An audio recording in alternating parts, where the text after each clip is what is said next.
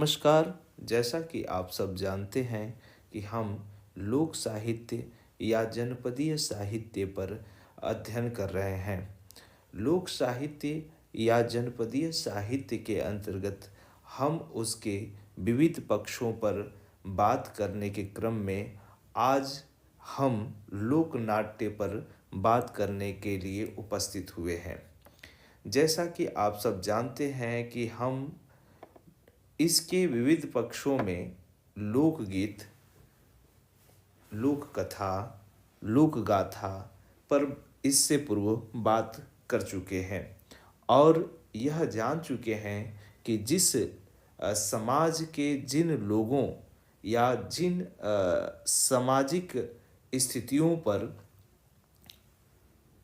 जन समुदाय या अशिष्ट व्यक्तियों का जो अपनी एक सभ्यता होती है, जो अपनी एक संस्कृति होती है, जो अपना एक रीति रिवाज, परंपरा या प्रथाएं होती हैं, इन सभी से जो निर्मित उनकी अपनी एक भावधारा है, रोज़मर्रा के जीवनचर्या है, उन्हीं सभी का कहीं न कहीं समावेश इस साहित्य के अंतर्गत हमें दिखाई पड़ता है या देखने को मिलता है। तो कहीं न कहीं हम इसी बिंदु को लेकर इन्हीं सब स्थितियों परिस्थितियों को लेकर गीतों में एक व्यापक परंपरा को भली-भाँति देखा और समझा भी।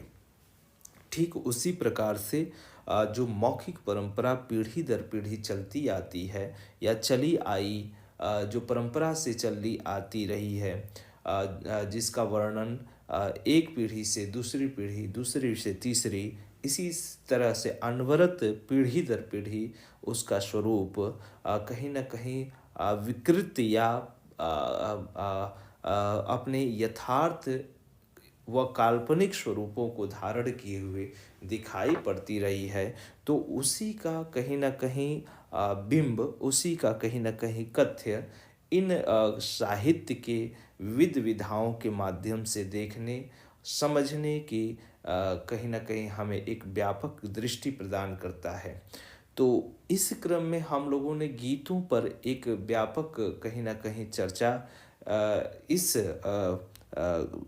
वीडियोज़ के माध्यम से, इन क्लासों के माध्यम से की। तत्पश्चात हम लोगों ने गाथा पर और कथा पर भी बात किया।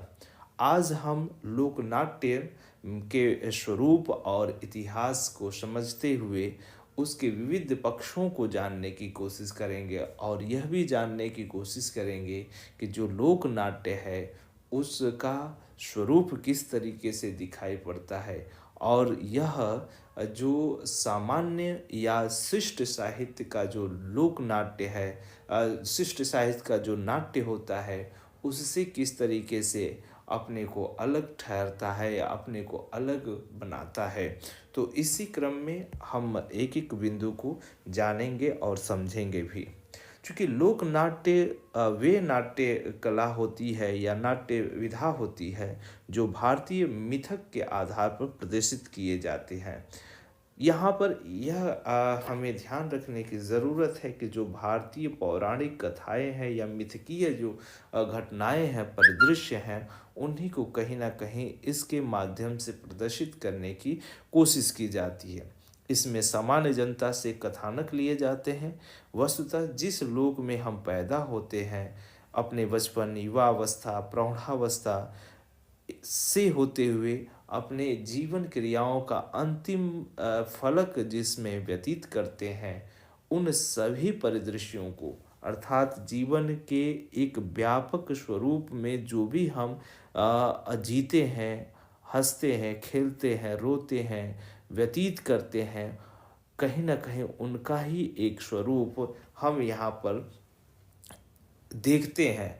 और जिस तरीके से विविध जो जीवन के पहलू हैं, विविध पहलुओं से, विविध घटनाओं से जो हम अनुभव ये अर्जित करते हैं, जिन अनुभवों को से हम अपने ज्ञान का संवर्धन करते हैं, उन्हीं अनुभवों का स्वरूप, उन्हीं ज्ञान की स्थितियों का स्वरूप हम इन जो विधाएँ हैं, जो परंपरा के हिसाब से, परंपरा की दृष्टि से हम यहाँ पढ़ रहे हैं, समझ रहे हैं, उसमें कहीं न कहीं देख पाते हैं या समझ पाते हैं।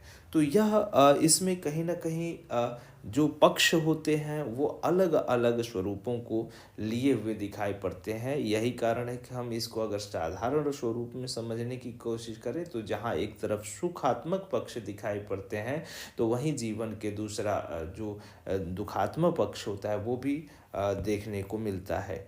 जहाँ एक पक्ष सकारात्मक का होता है, वहीं नकारात्मक के भी पक्ष देखने को मिलते हैं। तो ये सकारात्मक, नकारात्मक, सुखात्मक, दुखात्मक, ये सभी जो भाव होते हैं, जो सभी जीवन के पहलू होते हैं, वो यहाँ कहीं न कहीं इंगित होते हुए दिखाई पड़ते हैं, द्रष्टव्य होते हुए दिखाई पड़ते हैं। इसकी परंपरा संस्कृत नाटकों से भी पुरानी है। जैसा कि हम जानते हैं कि यह मौखिक परंपरा है और मौखिक परंपरा से तात्पर्य हमें यह बताने की ज़रूरत नहीं होनी चाहिए, क्योंकि जब से मनुष्य इस पृथ्वी पर अपने जीवन का कहीं न कहीं लोकार्पण किया, अपने जीवन की शुरुआत करता है, तभी से यह मौखिक परंपरा उसके आस-पास या उसके जीवन में घटित होती है और यही घटनाएँ कहीं न कहीं वह अपने आस-पास की घटित घटनाओं, सदृश्यों, परिदृश्यों से जो भी कुछ अनुभव अर्जित करता है, वही उसके गीतों में, उसकी कथाओं में उसका कथ्य बनता जाता है, उसके विषय वस्तु बनते जाते हैं। तो यह इसकी जो परंपरा है वह संस्कृत नाटकों से काफ़ी पहले की है, क्योंकि इसमें अभी बनावटीपन या किसी प्रकार का चमत्कारिक वर्णन नहीं देखने को मिलता, बल्कि यथार्थ बिंबों को प्रदर्शित करने की कोशिश की जाती है। कहने का तात्पर्य है कि जैसे व्यक्ति जीता है, अनुभव करता है, जिस रूप में वह अपने को पाता है, उसी स्वरूप को यहाँ प्रदर्शित करने की कोशिश करता है। जबकि संस्कृत नाटकों या संस्कृत साहित्य या शिष्ट साहित्य में इससे इतर परिदृश्य देखने को मिलता है। वहाँ व्याकरणिक नियमों का पालन होता है, वहाँ पर बनावटी स्वरूप देखने को मिलता है, वहाँ चमत्कारिक या अलंकारिक स्वरूपों को ज़्यादा महत्व देने की कोशिश की जाती है। तो इस तरीके से यह साहित्य जो लोक साहित्य है वो संस्कृत साहित्य से बहुत कुछ अलग दिखता है। लोक नाटकों में जनता के भावों की संपूर्ण अभिव्यक्ति मिलती है। ये नाटक इस प्रकार से परिदृश्य होते हैं कि इसमें कहीं न कहीं जो जनमानस है, जो व्यक्ति है, जो समाज का वह सूक्ष्म से सूक्ष्म या नीचे से नीचे स्थान पर रहने वाला जो भी व्यक्ति है, उसकी भावधारा यहाँ स्पष्टतः देखने को मिलती है। भारत में रंगमंच को जीवित रखने में लोक नाट्य परंपरा की महती भूमिका देखने को मिलती है। जो रंगमंच की दुनिया है, जो आज हम शिष्ट साहित्य के लिए कहीं न कहीं मुख्य केंद्र बिंदु के रूप में देख पाते हैं, उसकी कहीं न कहीं परंपरा या उसकी जो शुरुआती क्षण होते हैं, शुरुआती क्षण रहे हैं, उनको जीवित करने में, उनको एक व्यापक स्वरूप प्रदान करने में लोक नाटकों की महती भूमिका देखने को मिलती रही है। लोक नाटकों में जन समूह की भावनाएं संपदाओं के माध्यम से किसी कथावृत्त में प्रस्तुत किया जाता रहा है।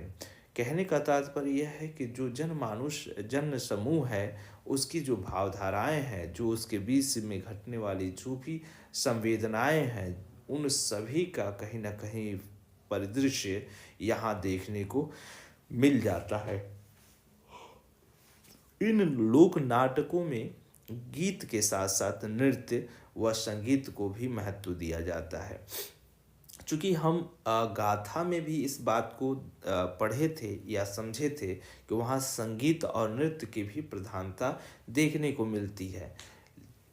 तत्पश्चात इसी तरीके से जो लोक नाट्य होता है, लोक नाट्य में भी जो जो कथा होती है वह प्रस्तुत करने के लिए, अभिनय करने के लिए गीतात्मक स्वरूप को अपनाया जाता है और नृत्य प्रधान होती है। संगीत तो इसका मुख्य केंद्र बिंदु होता ही है। तो इस तरीके से इसमें गीत, नृत्य और संगीत का महत्वपूर्ण अंश देखने को मिलता है, यानी उसको केंद्र बिंदु के रूप में स्थापित किया जाता है। जो लोक नाट्य होते हैं वह उनमें प्राचीनता, ऐतिहासिकता और लोक वार्ता की प्रधानता होती है। यहाँ काल्पनिक प्रेम कथाओं को भी अपने विषय वस्तु के रूप में लाने की कोशिश की जाती है। कहने का तात्पर्य है कि जो ये लोक नाट्य होते हैं उसमें प्राचीनता का भी पुट होता है, ऐतिहासिकता की भावधारा देखने को मिलती है। लोक वार्ता से तात्पर्य है कि जो लोक में के बीच में जो किंवदंतियाँ हैं, जो जो पहेलियाँ हैं, जो कहावतें प्रचलित हैं, उनका भी कहीं न कहीं स्वरूप इन लोक नाटकों में देखने को मिलता है। तो ये सभी कुछ शामिल होते हुए दिखाई पड़ते हैं। इसके अतिरिक्त जो इसके बीच से जो कथा निर्मित की जाती है, जो कथा का वर्णन किया जाता है, उसमें कहीं न कहीं काल्पनिक विषयों को ज़्यादा महत्व देने की कोशिश की जाती है। साथ ही प्रेम कथाओं को तो और यहाँ स्थान दिया जाता है, जो जिससे रोचकता और रोमांचक परिदृश्य को प्रदर्शित किया जा सके। लोक नाटकों में जो लोक नाट्य में विषय की विविधता होती है, इसमें पौराणिकता एवं धार्मिकता के विषय ज़्यादातर उठाए जाते हैं। इससे पूर्व भी हम गाथाओं में भी देखा था हम लोगों ने कि किस तरीके से वहाँ पौराणिक या जो मिथकीय घटनाएं हैं, जो हमारे देवी देवताओं या कुल देव या इस तरह से तमाम जो कहीं न कहीं मिथक हैं, जो ऐतिहासिक नायक हैं, उनके जीवन से जुड़ी घटनाओं को कहीं न कहीं उसमें कथानक के तौर पर इस्तेमाल किया जाता रहा है। ठीक इसी तरीके से लोक नाटकों में भी जो हैं, विषय में भी जो विषय की विविधता होती है वो देखने को तो मिलती है। साथ ही इसमें धार्मिक विषय और पौराणिक विषय को ज़्यादा ही उठाने की कोशिश की जाती है, ज़्यादा ही इसमें कहीं न कहीं प्रदर्शित करने की कोशिश की जाती है। लोक नाटकों में प्रेम और शौर्य की गाथाओं को कहीं न कहीं शामिल करने की कोशिश की जाती है। प्रेम और जो शौर्य की गाथाएँ हैं, अर्थात कहानियों के माध्यम से यह बताने की कोशिश की जाती है कि किस तरीके से जो नायक होता है वह खलनायक के ऊपर तमाम तरह के विघ्नों या परिस्थितियों को झेलता हुआ किस प्रकार से उसके ऊपर विजय प्राप्त करता है, अर्थात असत्य पर सत्य की विजय को प्रदर्शित करने की कोशिश की जाती है। साथ ही इसमें प्रेम प्रसंगों के माध्यम से कथा को रोमांच या रोचक बनाने की भी कोशिश अब बराबर देखने को मिलती है। तो इस तरीके से हम जो शौर्य प्रदर्शन, प्रेम प्रसंग, धार्मिक तपस्या, आडंबर, पतिव्रता की वृत्ति, सामाजिक कुरीतियाँ इत्यादि को कथा वस्तु के रूप में यहाँ पर देख पाते हैं।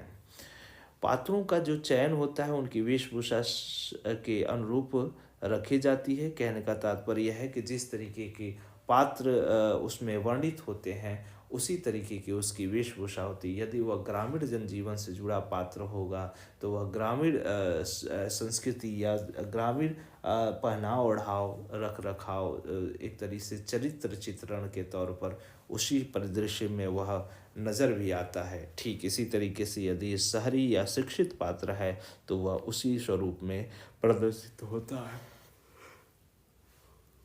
यह एक जनमानस या जन समुदाय को प्रदर्शित करने, उनको कहीं न कहीं समझाने, उनको उनके हृदय तल से जोड़ने की पूर्णतः इसके माध्यम से कोशिश की जाती है।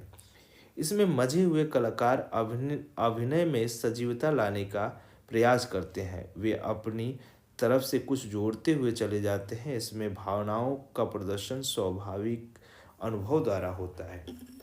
यहाँ एक बात बहुत महत्वपूर्ण है, समझ लेना यह ज़रूरी है कि इसमें जो कलाकार होते हैं वो लोक जीवन के कलाकार हैं, लोक से संबंधित कलाकार हैं, न कि वह किसी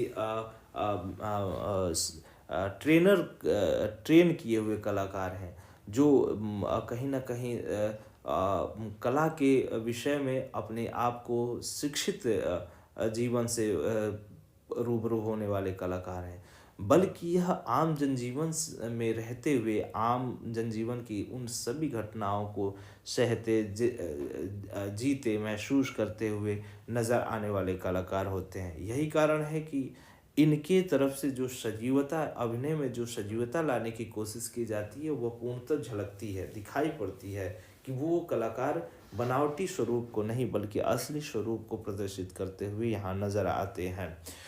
साथ ही इसमें जो भावनाओं का प्रदर्शन होता है वह स्वाभाविक होता है, क्योंकि वह अनुभवजन्य होते हैं। वो जो कलाकार इसमें अभिनय करते हैं, जो प्रदर्शन करते हैं कला को, जो कथा वस्तु को अपनी अपनी भावधाराओं के माध्यम से द्रष्टव्य करने की कोशिश करते हैं, वह पूर्णतः अपने अनुभव से प्रदर्शित करते हैं, अपने अनुभव के द्वारा उसको व्यक्त करने की कोशिश करते हैं। इसमें अभिनय के वो चारों अंग देखने को मिलते हैं, जिसमें जो कि मूल नाटकों में भी दिखाई पड़ते हैं, जैसे आंगिक है, वाचिक है, आहार्य है, सात्विक है। आंगिक यानी अंगों के माध्यम से जो वर्णन किया जाता है, वाचिक वाणी के माध्यम से, आहार्य अर्थात वेशभूषा जो पहनाव ओढ़ाव है उसके माध्यम से जो रसों का वर्णन किया जाता है। ठीक इसी तरह से सात्विक होता है, जो बिना किसी प्रयास के, बिना किसी बाहरी किसी प्रभाव से, जो अंतरात्मा से निकल आए, उस तरह के जो भाव होते हैं उसको कहीं ना कहीं प्रदर्शित करता है। तो ये चारों जो अभिनय के अंग हैं, जो चारों स्वरूप हैं, जो भाव हैं, वो यहाँ प्रदर्शित होते हुए नज़र आते हैं, जो कि मुख्य नाट्य धारा में भी या अभिनय रंगमंच की पद्धति में भी देखने को मिलते हैं। तो वो भी स्वरूप यहाँ दिखाई पड़ते हैं। यहाँ की भाषा जो होती है अत्यंत ग्रामीण और क्षेत्रीय होती है, और चूँकि पात्रों के साथ उस भाषा के संवाद जीवंत हो जाते हैं। कहने का तात्पर्य है कि भाषा का जहाँ तक सवाल है, तो भाषा पूर्णतः उस स्थानीय भावबोध को शामिल किए हुए दिखाई पड़ती है, जिस स्थानीय बोध से जुड़ा हुआ वह कथा शिल्प होता है, वह नाट्य कथा की विषय वस्तु होती है। तो इस तरीके से जो पात्र होते हैं, जो अभिनयकर्ता होते हैं, जो कहीं ना कहीं रंगमंच पर अपनी अभिनय कला को प्रदर्शित करते हैं, वह उन भाषाओं के माध्यम से, उन बोलियों के माध्यम से जनमानस को अपनी ओर आकर्षित कर पाने में संभव हो पाते हैं। तो इस तरीके से जो जो एक बड़ा जन समूह होता है, वो उसकी एक भाषा अपनी देखने को मिलती है। तो यह भाषा का जो स्वरूप होता है वह निरंतर हमें दिखाई पड़ता है। जो लोक नाटकों में एक ही व्यक्ति, कभी पुरुष तो कभी स्त्री की भूमिका नज़र प्रदर्शित करते हुए नज़र आती है। कहने का तात्पर्य यहाँ यह है कि जो जो स्त्री पात्रों का अभिनय होता है, स्त्री पात्रों का अभिनय पुरुष पात्रों के माध्यम से ही किया जाता है। यह नहीं कि इसमें स्त्री पात्र स्त्री करे और पुरुष पात्र पुरुष। तो यह लोक नाट्य की अपनी एक खास विशेषता है कि इसमें अभिनय के स्थिति में भी काफ़ी कुछ अलगाव देखने को मिलता है, काफ़ी कुछ विभेद देखने को मिलता है। इसका नायक उच्च कुल का न होकर सामान्य ग्रामीण व्यक्ति के जीवन का होता है, जैसे माली का बेटा, सूरदास, अंधी दुल्हन, धोखेबाज राजा का बेटा, निर्दयी जमींदार आदि। कहने का तात्पर्य यह है कि यह किसी बड़े नायक के स्वरूप को प्रदर्शित करता हुआ यहाँ दिखाने की कोशिश नहीं की जाती, जैसे राम का स्वरूप उदात्त स्वरूप, या किसी राजा का पुत्र, या एक पुरुषों में उत्तम स्वभाव का व्यक्ति। इस तरह के यहाँ जो नायक होता है, उस तरह के नायकों का कहीं ना कहीं वर्णन नहीं देखने को मिलता, क्योंकि यह लोक जनजीवन से जुड़ा हुआ नाट्य है, और लोक जनजीवन से जुड़ा होने के कारण यह स्वाभाविक और सरल सहज स्वरूपों को प्रदर्शित करने में ही अपने को ज़्यादा निपुण पाता है। तो यह वास्तविक जीवन के उन पहलुओं को प्रदर्शित करने की कोशिश में दिखाई पड़ता है, जिस स्वरूप को जो जनमानस से अपने आसपास पाता है, जीता है, देखता है। लोक नाटकों में सूत्रधार की महती भूमिका होती है। सूत्रधार अपने कार्य में निपुण होता है। सूत्रधार का महती जो भूमिका होती है वह किसी भी कथा वस्तु को शुरू करने या उसकी भूमिका प्रदर्शित करने की होती है। साथ ही साथ बीच बीच में जो अंक का समापन होता है या कहीं न कहीं एक परिदृश्य के खत्म होने और दूसरे परिदृश्य के शुरू होने की जो बीच अवस्थली होती है उसको कहीं न कहीं पूर्ण करने की कोशिश सूत्रधार के माध्यम से की जाती है। सूत्रधार ही अगले जो घटना है उसके विषय में परिचित कराता है तथा जो समापन घटना थी उसका भी कहीं न कहीं थोड़ा-सा ज़िक्र करते हुए दोनों के बीच की कड़ी को जोड़ने की कोशिश करता है। तो इस तरीके से सूत्रधार एक निपुण कार्यवाहक स्वरूप में होता है। तो यह इसकी भी भूमिका एक मज़े हुए कलाकार को ही प्रदर्शित करनी होती है। सूत्रधार कभी स्वयं की किसी भूमिका में आता है तो कभी कला मंच पर निर्देश देता हुआ दिखाई पड़ता है। इसी तरीके से विदूषक की भी भूमिका होती है। विदूषक आमतौर पर हास्य व्यंग्य या हास्य कलाकार की सृष्टि करता हुआ नजर आता है। यदि हम लोक नाटकों पर कुछ बात करें तो विभिन्न जगहों पर कुछ लोक नाटकों की अपनी एक स्थिति दिखाई पड़ती है। जैसे बंगाल में जात्रा या यात्रा भी बोलते हैं, महाराष्ट्र में तमाशा, गुजरात में भवई, यूपी में नौटंकी, एमपी में माच, राजस्थान में ख्याल। इसी तरीके से जो पंजाब है वहाँ नकल इत्यादि ये सभी जो लोक नाट्य के रूपों को प्रदर्शित करता हुआ नजर आता है। यानी अलग अलग जगहों पे अलग अलग राज्यों में जिस प्रकार से लोक नाट्य की प्रदर्शिति अपने अपनी खास एक शैली या स्वरूप को लेकर पहचान बनाई हुई दिखाई पड़ती है। तो उसी पहचान के साथ हम इस को जानने की और समझने की कोशिश करते हैं। तो अलग अलग जगहों पे अलग अलग नामों से इसको कहीं ना कहीं इंगित किया जाता है, पुकारा जाता है। तो उसको हम लोगों ने यहाँ देखा भी। यूपी में चूंकि रामलीला और रासलीला का भी एक बड़ा व्यापक स्तर पर मंचन किया जाता है जो लोक नाट्य की श्रेणी में भी शामिल किया जाता है। भारत में लोक नाट्य परंपरा लंबे समय से प्रचलित है। इसमें विविधता के दर्शन होते हैं। यह कहने की ज़रूरत नहीं है कि इसमें बहुत सारे विविध पक्ष जो जीवन को होते हैं, जिस तरह से गाथाओं में दिखाई पड़ते हैं, ठीक उसी तरीके से लोक नाटकों में भी देखने को मिलते हैं। कथा में एक पक्ष होता है, लेकिन जो लोक नाटक होता है या लोक गाथा होता है, इसमें जीवन के विविध पक्षों को कहीं ना कहीं उकेरा और प्रदर्शित करने की कोशिश किया जाता है। उन अभिव्यक्तियों के लिए गीत एक सशक्त माध्यम है।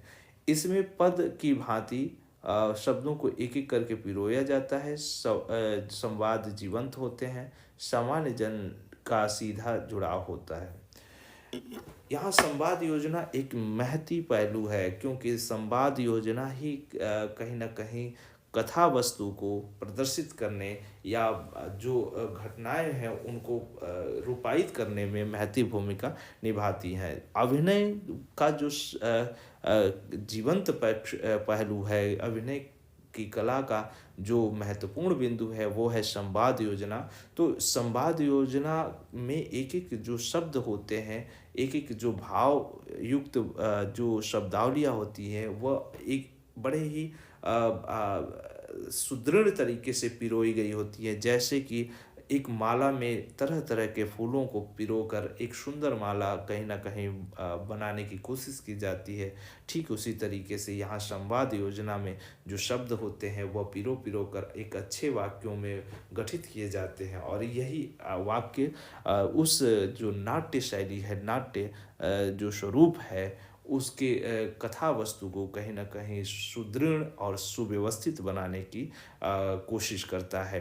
तो यह इस प्रकार से बना होता है। जो संवाद योजना है इस तरीके से गठित किया जाता है कि वह जनमानस के सीधे हृदय तल को पहुँचे और उसी की भाषा में कहीं ना कहीं वर्णन भी किया जाता है, ताकि वह बिल्कुल अच्छे प्रकार से उसे सहज रूप में समझ भी पाए। चूँकि भाषा सरल और सहज यहाँ होती है और वह प्रतिदिन के जीवन से प्रयुक्त होने वाली शब्दावलियों को समाहित की हुई दिखाई पड़ती है।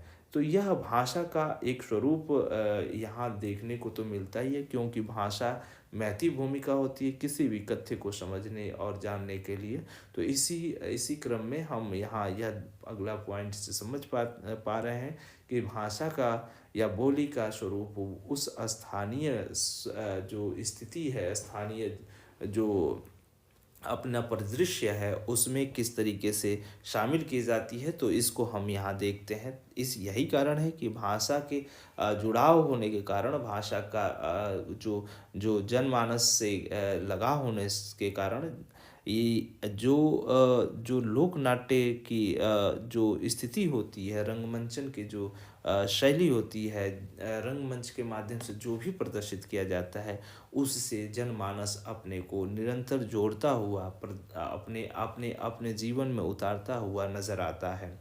लोक धर्मी नाटकों में संगीत की महती भूमिका होती है, गान प्रमुख साधन है। कहने का तात्पर्य यह है कि जो यहाँ संगीत को महती भूमिका प्रदान की जाती है और संगीत कहीं न कहीं रोचकता उत्पन्न कराती है, कथा को कहीं न कहीं उबाऊपन से दूर करती है और जो जो दर्शक होता है उसमें रमता है, उसे मनोरंजन के तौर पर देखता है। तो यहाँ गायन की शैली या जो संगीत की शैली की महती भूमिका देखने को मिलती है। जहाँ तक लोक धुनों की बात है, जहाँ इस कथा के दौरान जो लोक नाट्य खेला जाता है, इसमें लोक धुन जो प्रदर्शित किए जाते हैं उसमें लोक धुन जो स्थानीय धुन होते हैं उसी के साथ उसी उसी से जुड़े होते हैं और नृत्य भी उसी उसी स्थानीय भावधारा से जुड़े होते हैं। यही कारण है कि उसमें जो लोक होता है वह अपने को जोड़ा हुआ महसूस करता है। यही कारण है कि इसमें ढोल, झाल, मंजीरा, नगाड़ा, जो भी वहाँ के जो वाद्य यंत्र होते हैं वो सभी यहाँ पर शामिल दिखाई पड़ते हैं। लोक नाट्य में पात्रों की वेशभूषा महत्व रखती है। लोक के अनुरूप ही वेशभूषा का प्रयोग किया जाता है। वेशभूषा कहने से तात्पर्य है जो पहनाव ओढ़ाव होता है।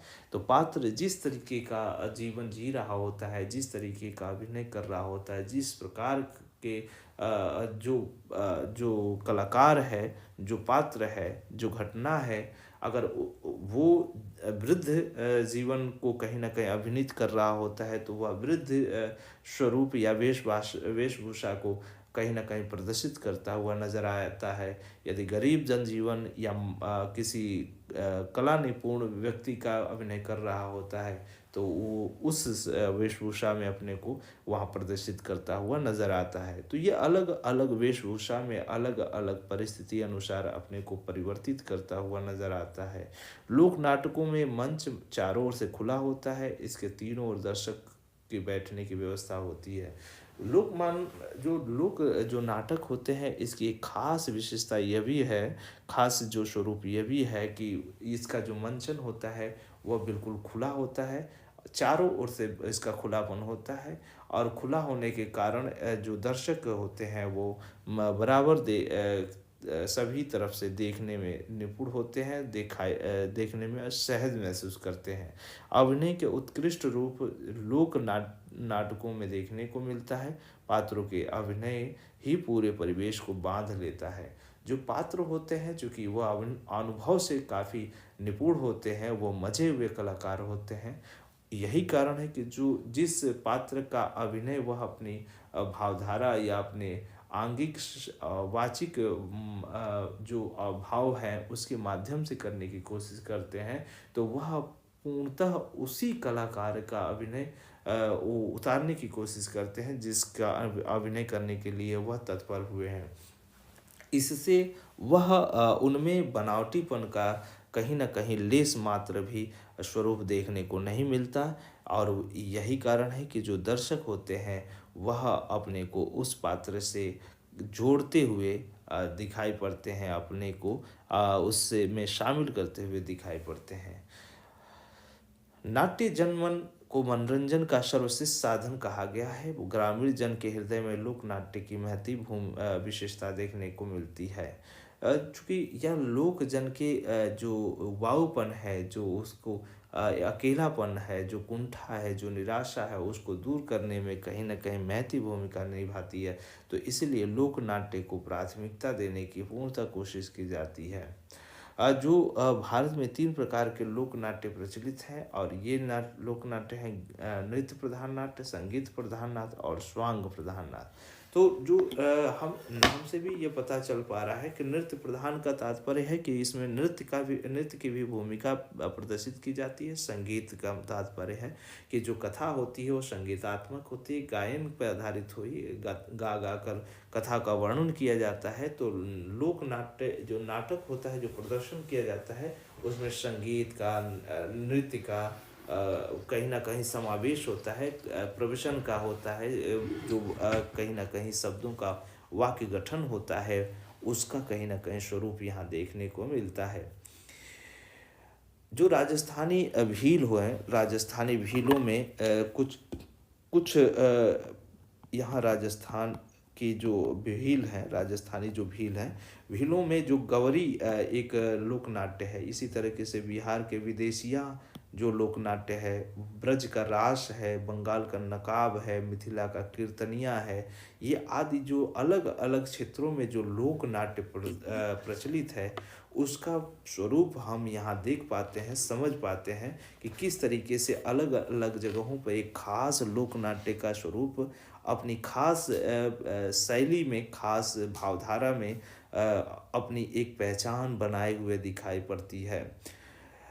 जो संगीत प्रधान लोक नाट्य है, उनमें महाराष्ट्र का तमाशा अपनी एक खास पहचान बनाए हुए दिखाई पड़ता है। तमिलनाडु की तेरुकुत्ता, शेखावती, चिरावी, ये आदि प्रमुख जो संगीत प्रधान लोक नाट्य है, यानी संगीत से युक्त जो लोक नाट्य है, उनमें इनका अपना एक खास महत्व है। इसी प्रकार गीतों में गीत प्रधान जो भी लोक नाट्य, जैसे हरियाणा का स्वांग हुआ, गुजरात का भवई हुआ, ब्रज का भगत हुआ, यूपी का नकल हुआ, राजस्थान का बहुरूपिया हुआ, ये गीत प्रधान जो लोक नाट्य है। तो ये अलग अलग जो नाट्य है, नृत्य प्रधान, संगीत प्रधान, स्वांग प्रधान, तो ये अलग अलग जो नाट्य पद्धतियाँ हैं, वह हम यहाँ देख पाए कि किस तरीके से अलग अलग जगहों पे अपनी अपनी एक अलग पहचान बनाते हुए अलग नाम से जानी जाती हैं। लोक नाटकों का क्या उद्देश्य है, उसको हम कुछ बिंदुओं के माध्यम से समझ या जान लेते हैं। तो इसमें पहला बिंदु है कि लोक नाटक जो मनोरंजन नहीं, यह लोक जीवन के कार्य व्यापारों का एक रूप है। लोक नाटक केवल मनोरंजन करना नहीं होता, बल्कि यह पीढ़ी दर पीढ़ी जो घटनाएं हैं, जो संस्कृतियां हैं, जो सभ्यता है, जो रीति रिवाज है, जो परंपरा है, जो प्रथाएं हैं, उनको कहीं न कहीं दूसरे लोगों तक या दूसरे सभ्यताओं तक पहुंचाने की कोशिश की जाती है। तो ये लोक नाट्य की एक अपनी खास विशेषता देखने को मिलती, खास उद्देश्य देखने को मिलता है।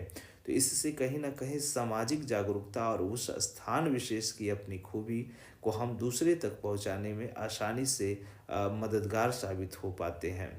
इसके अतिरिक्त इसमें लोक संवेदना की महक दिखाई पड़ती है, इसमें लोक की आत्मा रहती है, इसमें प्रेम, प्रकृति, धर्म, उपदेश, युद्ध, गीत, मोक्ष का प्रतीकात्मक प्रस्तुतिकरण किया जाता है।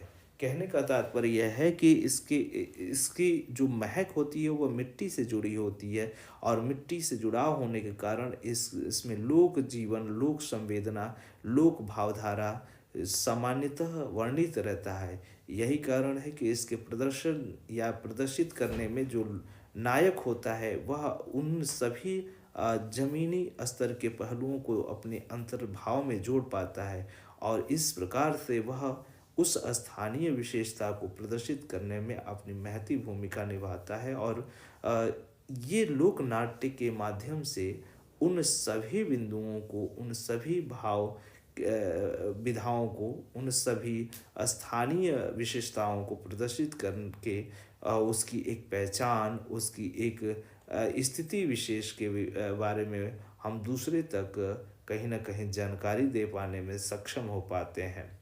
लोगों की दृष्टि में लोक रंगों की विविध छवियाँ होती हैं। यह परिवेश जन्य होती हैं। इसमें सहजता, सरलता, संगीतात्मकता, नृत्यात्मकता के साथ ग्रामीण परिवेश की झलक मिलती है। इससे हम यह जान पाते हैं कि जो जो लोक रंग है, जो लोगों के बीच आपसी प्रेम है, सद्भाव है, बंधुत्व है, विविधता में एकता का जो भाव है, वो सभी किस तरीके से अलग अलग होते हुए भी आपस में एक रहने, एक साथ मिलजुल कर रहने की भावधारा दिखाई पड़ती है। ये सभी कुछ लोक नाट्यों के माध्यम से हम पाते हैं, समझने की कोशिश करते हैं, और इसका उद्देश्य भी कहीं न कहीं इन्हीं बिंदुओं में के केंद्र बिंदु में समाहित होता हुआ दिखाई पड़ता है। जो लोक नाट्य का नायक होता है, उच्च कुलोत्पन्न भी हो सकता है और सामान्य ग्रामीण जनजीवन से जुड़ा भी हो सकता है। वह चोर, डाकू, प्रेमी, शहरी, ग्रामीणी सभी प्रकार का नायक हो सकता है। तो वहीं शिष्ट, संभ्रांत या उच्च कुल उत्पन्न नायक भी हो सकता है। तो इस तरीके से नायक का अपना जो एक स्वरूप होता है, वह यह इंगित कराता है कि वह किस तरीके के परिवेश से अपने आप को जुड़ा हुआ महसूस करता है, पाता है।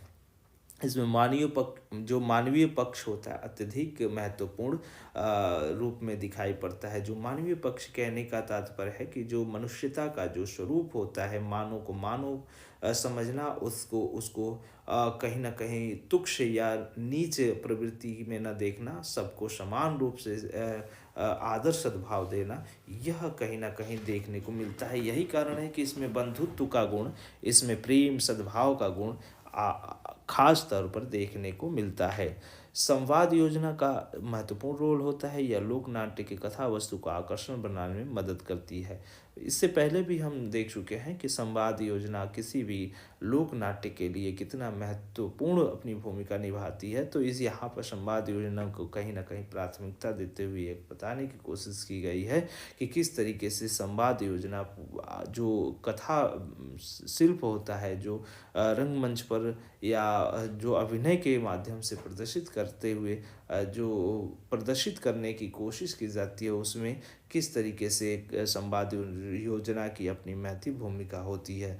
तो ये भाषा के विविध स्वरूप पर कहीं न कहीं इंगित करती है। तो जिस तरीके की स्थानीय बोली या भाषा का स्वरूप होता है, पुट होता है, उसी तरीके की संवाद योजना में अपनी एक खास शैली निर्मित होती है। तो ये सभी कुछ हम यहाँ पर एक-एक बिंदु के माध्यम से यह समझने की कोशिश कर रहे थे कि किस तरीके से लोक नाट्य की अपनी एक खास उद्देश्य या खास भावधारा को लेते हुए दिखाई पड़ती है और देखने को मिलती है। इसी तरीके से लोक नाट्य की विशेषताएँ भी देखी जा सकती है। तो लोक नाट्य की अपनी एक खास विशेषता है, जिसमें कुछ बिंदुओं को हम देखकर यह समझ पाते हैं कि क्या इसकी विशेषता में शामिल किया जाता है। तो लोकगीत या लोक कथा या गाथा के साथ-साथ अभिनय को जब शामिल कर दिया जाता है, तो वह लोक नाट्य बन जाता है। कथा कथा जब जब कथा को गीत नृत्य या संगीत में पिरोकर जब कहीं न कहीं मंच के माध्यम से प्रदर्शित कर दिया जाता है, तो वही कहीं न कहीं लोक नाट्य बन जाता है। समाज की भावनाओं, मान्यताओं, सुख-दुःख के यथार्थ पहलुओं को कहीं न कहीं इसके माध्यम से प्रदर्शित करने की कोशिश की जाती है। कहने का तात्पर्य है कि जो लोगों के बीच विश्वास है, जो मान्यता है, जो जो परंपरा है, जो प्रथाएँ हैं, उनको कहीं न कहीं यहाँ पर प्रदर्शित करने की कोशिश की जाती है। सामूहिक भावना का विकास होता है। यहाँ पर सामूहिक जो भी कार्य होते हैं, वो सामूहिक कार्यों पर ज़्यादा महत्व दिया जाता है। व्यक्तिगत कार्यों के अतिरिक्त यहाँ सामूहिक भावधारा या सामूहिक विश्वास या सामूहिक क्रियाकलाप को ज़्यादा महती भूमिका दी जाती है। मंच का चारों ओर से खुलापन होना, यानी जो भी इस मंच होता है, जो भी जिस जिस मंच के माध्यम से जो नाट्य प्रदर्शनी की जाती है, वह खुला मंच होता है, जिसके कारण जो बुद्धिजीवी वर्ग होता है, जो पढ़ा लिखा वर्ग होता है, वह इसे तुच्छ या कहीं न कहीं हीन भावना से देखता है। लेकिन इसमें हीनता का भाव बहुत कम देखने को मिलता है, क्योंकि यह लोक जनजीवन की से जुड़ी हुई अपनी महती भूमिका को प्रदर्शित करती हुई नज़र आती है। इसका जो कथानक होता है वो कसा हुआ नहीं बल्कि लचीला होता है, जो बाहरी दर्शकों से आसानी से जुड़ पाता है। कथानक कहने का तात्पर्य है कि जो कथा वस्तु होती है वह बिल्कुल आसान होती है और जिसको हर कोई समझ पाए, इस भावधारा से कहीं न कहीं निर्मित होती है। यही कारण है कि जो दर्शक होता है वो उससे आसानी पूर्वक अपने को जोड़ पाता है। स्त्री पात्रों का अभिनय पुरुष पात्र निभाते हैं, यह तो हम पहले भी ज़िक्र कर चुके हैं। इसमें संगीत का प्रधान होता है, संगीत को प्रधानता दी जाती है, अर्थात गा गा कर या नृत्य करते हुए संवाद योजना को कहीं न कहीं प्रदर्शित करने की कोशिश की जाती है। इसमें आम जनजीवन की भाषा या स्थानीय भाषा का प्रयोग किया जाता है। इसमें शिक्षित या ट्रेनर कलाकार की जगह ग्रामीण जनजीवन के कलाकारों को महती भूमिका प्रदान की जाती है, अर्थात इसमें ग्रामीण जनजीवन के जो अनुभवजन्य कलाकार हैं, जो बिल्कुल यथार्थ जीवन को जीते हुए यथार्थ पहलुओं को अपने अंतर्मन में शामिल किए हुए दिखाई पड़ते हैं, उन लोगों को कहीं न कहीं आगे बढ़ाने की कोशिश की जाती है। इसका जो उद्देश्य होता है वो मनोरंजन करना, अपनी संस्कृतियों, प्रथाओं, परंपराओं, जातिगत शिष्टाओं का जो गुणगान करना, शिक्षा प्रदान करना आदि होता है। रामलीला, जो रासलीला होती है, नौटंकी होती है, सॉन्ग होता है, ख्याल होता है, माच होता है, इन सभी के माध्यम से ये सारी चीज़ें की जाती है और यहाँ पर हम देख भी पाते हैं जो कि अलग अलग स्वरूपों को शामिल करते हुए यहाँ दिखाई पड़ती है। तो कुल मिला के यहाँ पर जो स्थिति देखने को मिलती है, दिखाई पड़ती है, वो अलग अलग रूपों में हम देख भी पाते हैं। यहाँ पात्रों के बीच जो संवाद योजना होती है वो कथा को आगे बढ़ाती है। यहाँ पर भी जो सूत्रधार की अपनी एक भूमिका होती है और सूत्रधार कभी प्रकट होता है और तो कभी छुपा हुआ दिखाई पड़ता है। शुरुआत में जो भूमिका होती है कथा वस्तु की, जो लोक नाट्य के माध्यम से प्रदर्शित करने की कोशिश की जाती है, उस भूमिका का कहीं न कहीं वाचन सूत्रधार के माध्यम से किया जाता है। साथ ही वह दो कड़ियों को जोड़ने का भी काम करता है, जैसे कि पहले घटना को दूसरी घटना से जोड़ना और पहले अंक को दूसरे अंक से जोड़ना। ये पहल भी कहीं न कहीं सूत्रधार ही करता है। कभी वह गाता हुआ दिखाई पड़ता है, तो कभी वह कथा को प्रदर्शित करते हुए दिखाई पड़ता है। कभी वह गद्यात्मक भाव में व्यक्त करता हुआ नज़र आता है, तो कभी वह पद्यात्मक। तो इस तरीके से अपनी अलग अलग भावधाराओं में अलग अलग उपस्थिति दर्ज कराता हुआ नज़र आता है। लोक नाट्य चूँकि जनता से जुड़ी होती है, जनता से जुड़ाव रखता है, तो इसी तरीके से आम जनमानस के जो मिथकीय स्वरूप हैं, जो पौराणिक या धार्मिक जो विवरण है, जो परंपराएं हैं, किंवदंतियाँ हैं, उनको कहीं न कहीं यहाँ पर जगह दिया जाता है, शामिल करने की कोशिश की जाती है। जो कथा योजना होती है लोकनाट्य में अलग अलग रूप दिखाई पड़ते हैं। उसको हम एक एक करके यहाँ समझ लेते हैं कि जैसे कथा योजना होती है, तो कथा योजना में जो बात की जाती है, जैसे मिथ की घटनाओं, किंवदंतियों को लेकर जो कथाएं जो लोक मानस में प्रचलित है, जैसे कि पौराणिक होगी, ऐतिहासिक होगी, लोकवार्ता प्रसंग होगा या लौकिक एवं किंवदंतियों पर आधारित जो कथाएं होंगी, काल्पनिक प्रेम कथाएं हो सकती हैं, घटनाओं पर आधारित जो कथाएं हो सकती हैं। तो ये सभी कथाएं कहीं ना कहीं इसके कथा वस्तु के रूप में अपनी एक पहचान बनाती हैं और यही कथा वस्तु जो अभिनय के माध्यम से या संवाद के माध्यम से प्रदर्शित करने की कोशिश की जाती है। तो इसमें कथा वस्तु का एक महत्वपूर्ण रोल है। तो जो चीज़ें शामिल की जाती है वो जो लोक नाट्य में शामिल होती हैं, उसमें कथा वस्तु, कथा योजना भी कह सकते हैं, भाषा योजना, संगीत योजना, मंच व्यवस्था, ये अलग अलग अभिनय, वेशभूषा, पात्र, ये पात्रों की क्या स्थिति होती है उसको भी कहीं ना कहीं यहाँ शामिल किया जाता है। तो भाषा की जहाँ तक बात की जाती है तो स्थानीय भाषा या बोली का पुट यहाँ पर देखने को मिलता है, उसको प्राथमिकता दी जाती है। संगीत योजना में जो लोक धुन होता है, यानी जो वहाँ का स्थानीय वाद्य यंत्र होता है, जो स्थानीय धुन होता है, उसको कहीं ना कहीं यहाँ शामिल किया जाता है। इसी तरीके से स्थानीय नृत्यों को भी यहाँ जगह दिया जाता है। जो मंच व्यवस्था होती है, मंच व्यवस्था के विषय में भी हम जान चुके हैं कि यह चारों ओर से खुला होता है और यह जो बल्ली होता है, जैसे बाँस के बल्ली या तख्त जो होते हैं, उन्हीं को कहीं न कहीं सजा कर ऊपर लगाकर उसी पर कहीं न कहीं लोक नाट्य को प्रदर्शित करने की योजना बराबर चलती है या दिखाई पड़ती है।